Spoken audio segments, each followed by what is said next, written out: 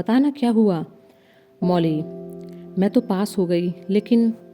तारा, जल्दी बता क्या हुआ। और तू लेकिन क्यों बोल रही है? इसका मतलब मैं पास नहीं हुई?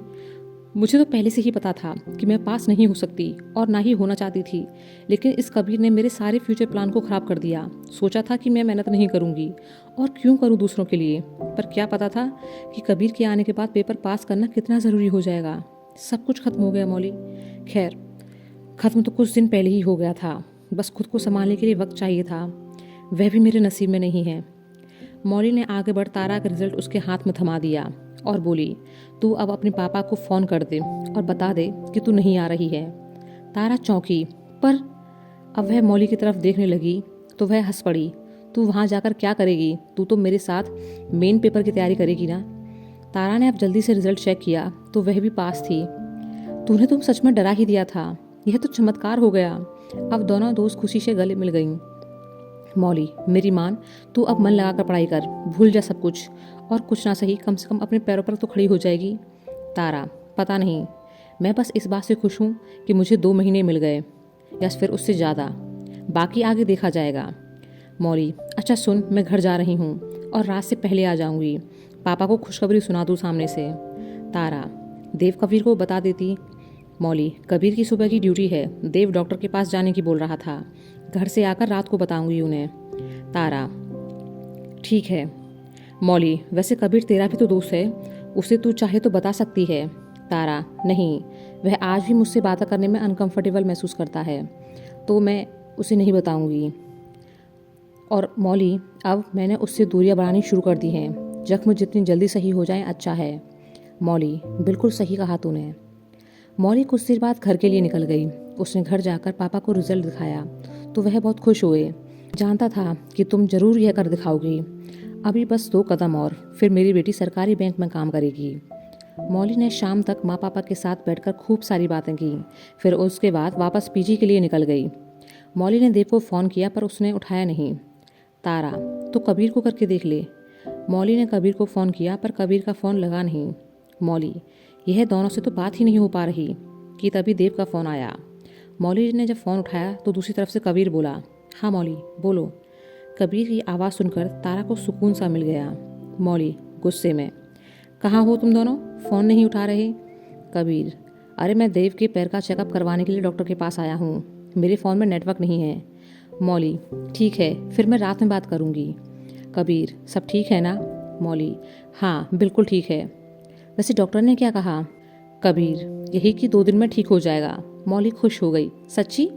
कबीर मुस्कुराते हुए, सच्ची, चलो बाद में बात करते हैं। रात में कबीर, मंजीत और देव एक साथ बैठे हुए थे। देव अब थोड़ा बहुत चलने फिरने लगा था, पर उसे ज़्यादा चलने की इजाज़त नहीं थी। देव, कल रक्षाबंधन है यार। कबीर, हाँ इसलिए तो शिखा यहाँ आ रही है। देव, बड़े दिनों बाद मिलेगी छुटकी। मंजीत, हाँ हमें पता है कि तू अपनी बहन पर प्यार सिर्फ एक ही दिन लुटाता है और बाकी दिन तो उसके ऊपर रौब जमाता है। देव, हाँ तो वो भी कोई सीधी नहीं है, बराबर मारती है मुझे। कबीर, मंजीत तुम नहीं समझते कि भाई की डांट में भी प्यार होता है। देव, यह हुई ना बात। कबीर, देव, मौली का फ़ोन आया था, तुझसे बात करने के लिए बोल रही थी। देव, ठीक है, मैं करता हूँ बात। देव ने मौली को फ़ोन किया तो उसने बताया कि वह और तारा प्री एग्ज़ाम में पास हो गए हैं। तीनों दोस्त खुश हुए, लेकिन जब मौली ने कहा कि कुछ दिन कम बातें करेगी क्योंकि उसे तैयारी करनी है, तो देव दुखी हो गया। मंजीत धीरे से कबीर के कान में बोला, ले, फूट गया खुशी का गुब्बारा। देव, अच्छा, शिखा आ रही है रक्षाबंधन पर। मौली, वो हमारे बारे में जानती है? देव, नहीं, मैंने तो नहीं बताया अब तक, लेकिन मुझे तुम्हारी फ़ोटो चाहिए जिसे मैं हमेशा अपने साथ रख सकूं, क्योंकि अब तुम फ़ोन पर तो बात करोगी नहीं, तो जीने के लिए इस फ़ोटो का ही सहारा होगा। कल शिखा यहाँ के लिए निकलेगी तो तुम्हारा शहर बीच रास्ते में पड़ता है, बस स्टॉप पर उसे फ़ोटो दे देना। मौली, कहीं शिखा को? देव, नहीं यार, उसे क्यों परेशानी होगी। मौली, ठीक है, मैं दे दूँगी। अगले दिन सुबह मौली ने बस स्टॉप पर शिखा को अपनी, देव और कबीर की कुछ तस्वीरें दे दी ताकि उसे शक न हो। शिखा मौली के बारे में जानकर बहुत खुश थी, क्योंकि उसे कहीं ना कहीं सारा माजरा समझ आ गया था। शिखा शाम होते होते कैंट पहुंच चुकी थी। उसे बाहर से लेने के लिए कबीर और मंजीत आए। शिखा उन दोनों को देखकर बहुत खुश हुई। कबीर भाई, देव भाई कैसे हैं? कबीर, बिल्कुल ठीक है, बस 1-2 दिन और फिर सब ठीक हो जाएगा। शिखा को लेकर कबीर और मंजीत देव के कमरे में पहुंचे। देव उसे देखते ही बोला, आ गई मोटी? शिखा चिढ़ते हुए, मैं मोटी नहीं हूँ। मंजीत, शिखा तुम भी लगड़े घोड़े की बात मत सुनो, जब से इसका पैर टूटा है इसे सब कुछ उल्टा सीधा ही दिख रहा है। देव, हाँ बिल्कुल, जैसे कि तू फिलहाल मुझे गधा दिखाई दे रहा है। कबीर, दोबारा शुरू मत हो जाओ तुम दोनों। शिखा, तुम देव के पास बैठो, हम लोग 5 मिनट में कुछ काम खत्म करके आते हैं। कहते हुए वह मंजीत को अपने साथ लेकर चला गया। देव ने देखा कि दोनों चले गए हैं तो मन से कराहने लगा, हे भगवान, बड़ा दर्द हो रहा है। शिखा घबराते हुए, कहाँ भैया? देव, पूरे शरीर में। तुझे पता है कितनी जोर से गिरा था मैं? मेरी जान बड़ी मुश्किल से बची थी। वो तो घर वाले परेशान ना हो इसलिए झूठ बोल दिया कि ज़्यादा चोट नहीं लगी। शिखा हैरानी से बोली, अच्छा? देव, और नहीं तो क्या? चल मेरा सिर दबा दे बहन, बड़ा दुख रहा है। शिखा जल्दी से उसका सिर दबाने लगी। देव, बस ऐसे ही, और यह वाले कंधे पर भी दबा, इतनी मोटी हो गई है, थोड़ी ताकत तो लगा। हाँ, अब दूसरा कंधा। शिखा बेचारी देव के लिए परेशान हो उसकी सेवा में जुट गई। थोड़ी देर में कबीर और मंजीत वहां आ गए। ये क्या हो रहा है? शिखा नाराजगी से, आपने झूठ क्यों बोला भैया के बारे में? कबीर हैरानी से, झूठ? कैसा झूठ? शिखा ने अब सारी बातें बता दी जो कि देव ने उससे कही थी। मंजीत, देव ने तुझे बताया कि उसके गले में भी दर्द है, जरा वो भी तो दबा दे। देव कबीर को नाराज सा देखकर बोला, कबीर, मैंने तो ऐसा कुछ नहीं कहा, झूठ क्यों बोल रही है शिखा?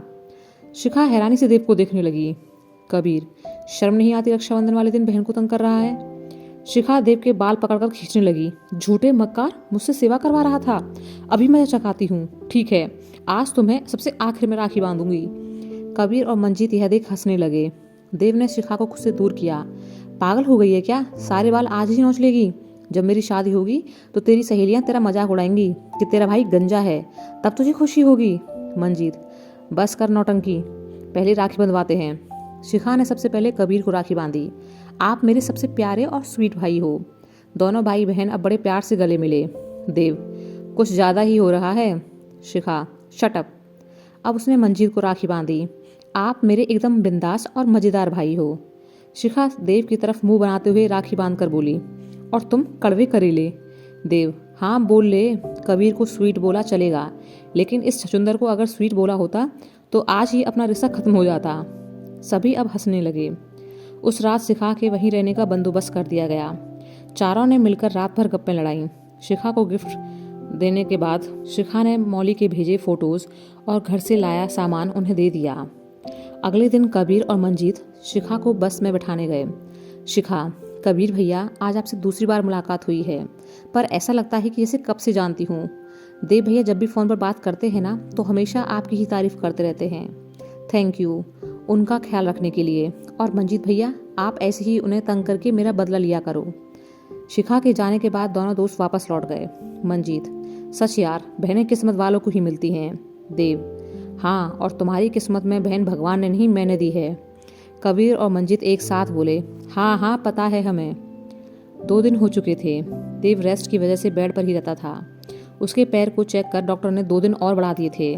देव को ऐसा लग रहा था कि पता नहीं कब से बैठा है। अब उसका मन भी नहीं लगता था घंटों बैठे हुए। मौली भी कोचिंग सेंटर पढ़ने जाती थी और फिर उसे एग्ज़ाम की तैयारी करनी थी, तो बातचीत कम हो गई थी। देव बस भगवान से प्रार्थना करता कि जल्दी से उसका पैर ठीक हो जाए। रात के समय कबीर या मंजीत में से एक उसके साथ जरूर रहता, लेकिन खाना हमेशा कबीर ही खिलाने आता। पता नहीं कैसे उसे पता चल जाता कि देव को भूख लगी होगी और वह ठीक समय पर खाने की प्लेट लिए देव के सामने हाजिर हो जाता। ऐसे ही 1 हफ्ता निकल गया। सभी लोग अपने अपने काम में व्यस्त थे। देव भी ठीक हो चुका था। सब कुछ सही चल रहा था कि एक दिन कबीर और देव सीढ़ियों के नीचे खड़े होकर बातें करने लगे। वहाँ कुछ कैडेट्स सीढ़ियों से ऊपर खड़े आपस में मस्ती मजाक कर रहे थे। उनमें से एक कैडेट के हाथ में डिस्क लग रही थी। वह अपने हाथ में डिस्क लेकर बार बार एक दूसरे की ओर उछाल कर पास कर रहे थे। तभी एक कैडेट उस डिस्क को कैच नहीं कर पाया और वह सीधा तेजी से नीचे खड़े कबीर के माथे पर जाकर लगी। यह देख सारे कैडेट्स डर गए। कबीर दर्द से करा उठा। उसने अपने माथे पर हाथ रख लिया। देव ने अब कबीर का हाथ उठाकर देखा तो उसके माथे पर बुरी तरह से निशान पड़ गया था और थोड़ा खून भी निकल आया था। यह देखकर देव अपना आपा खो बैठा। कबीर बार बार उससे कह रहा था कि मैं ठीक हूँ। उसने अपने रुमाल से चोट को दबा लिया। देव गुस्से में सीढ़ियों से ऊपर उन कैडेट्स की ओर भागा। कबीर ने जब यह देखा तो चिल्लाया, देव नहीं, यह बस गलती से हुआ है। पर देव तो गुस्से में पागल हो चुका था। वह अब कैडेट्स के पास पहुंचा। किसने फेंका ये डिस्क? कबीर, देव वापस आओ, तमाशा मत करो, ये बस गलती से हुआ है। देव ने कबीर की बात पर ध्यान नहीं दिया। तुम लोगों ने सुना नहीं, मैं कुछ पूछ रहा हूँ। तभी एक कैडेट डरते हुए बोला, सर मैंने अपने दोस्त को फेंककर कैच करने के लिए दी थी, पर वह कैच नहीं। वह अभी कुछ और कहता कि देव ने उसे मारना शुरू कर दिया।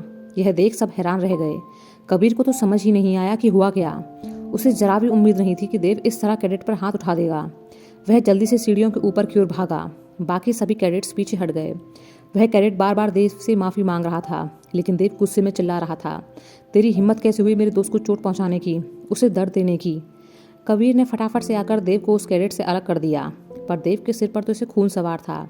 उसने कबीर को झटका दे खुद से दूर हटा दिया और फिर से जाकर उस कैडेट को मारने लगा। कबीर अब दोबारा आया और उसने देव को खींचकर उस कैडेट से अलग किया। उसने बाकी कैडेट्स को उस चोटिल कैडेट को जल्दी से वहां से ले जाने के लिए कहा। कबीर, शांत हो जा देव, मैं ठीक हूँ। लेकिन देव ताकत लगाकर उससे छूटने की कोशिश कर रहा था। कबीर ने गुस्से में आकर उसे थप्पड़ मार दिया। देव अब उसे गुस्से से देखने लगा। कबीर, जान से मारेगा उसे? अरे कैडेट है वो, कोई आतंकवादी नहीं, गलती से लगी थी चोट, उसने जानबूझकर नहीं मारा था, ठीक हो जाएगी, कब से कह रहा हूँ पर तू सुनता ही कहाँ है। देव उल्टा उस पर गुस्से में चिल्लाया, जब कैच करना आता ही नहीं था तो क्यों खेल रहे थे? कोई तुझे चोट पहुंचाए मैं बर्दाश्त नहीं कर सकता। कबीर, तो तू सबको मारेगा? देव, हाँ सबको मारूंगा। कबीर झल्लाकर बोला, तुझसे तो बात करना ही बेकार है। देव, हाँ तो मत कर, लेकिन मैं सहन नहीं करूंगा मेरे भाई को कोई चोट पहुंचाए। अब कबीर और देव एक दूसरे को गुस्से में देखने लगे कि देव की नज़र कबीर के माथे वाली चोट पर गई। उसने आगे बढ़ कबीर की चोट को छूना चाहा कि कबीर ने उसका हाथ झटक दिया। हाथ मत लगा मुझे, पागल हो गया है तू, आज तूने जो किया वह बिल्कुल ठीक नहीं था, कहकर वह गुस्से में वहां से चला गया। रात तक पूरे कैंट में यह बात फैल चुकी थी। अब कैप्टन सर और मेजर सर ने देव को और उस कैडेट को बुलाया। कैडेट के हाथ में फ्रैक्चर हो गया था और चेहरे पर भी चोट के निशान मौजूद थे। कैप्टन को कैडेट ने सारी बातें बताई। देव ने अपनी गलती मान ली।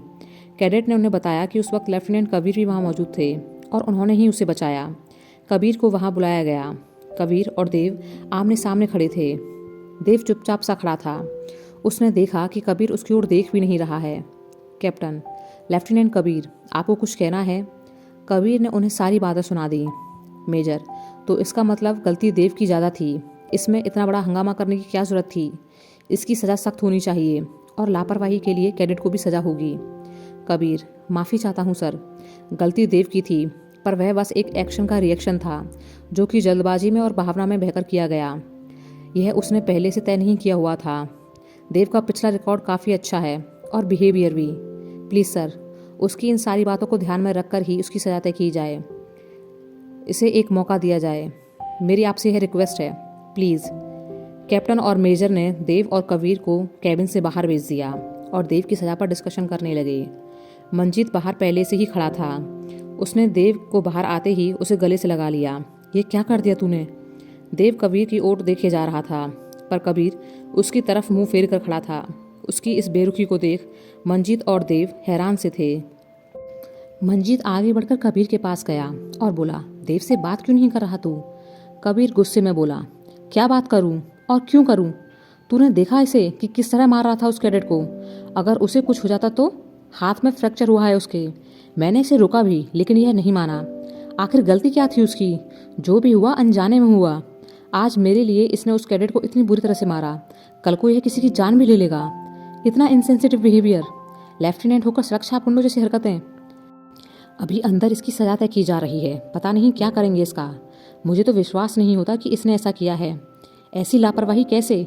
जानता है कितना बड़ा दाग लग सकता है इसकी वर्दी पर। प्यार से भी समझा सकता था उसे। मेरे लिए इसका प्यार आज इसका सबसे बड़ा दुश्मन बन गया। अगर इसे कोई भारी सजा मिली तो मैं खुद को कैसे माफ़ करूँगा? मंजीत, ऐसा नहीं है यार वो। कबीर, ऐसा ही है। आज मेरी दोस्ती इसकी सबसे बड़ी दुश्मन बनकर खड़ी हो गई। इससे पहले कि बात और बिगड़े, मैं आज इसे यहीं ख़त्म करता हूँ। देव पीछे खड़ा चुपचाप कबीर को देख रहा था। मंजीत, दोस्त है तेरा, माफ़ कर दे।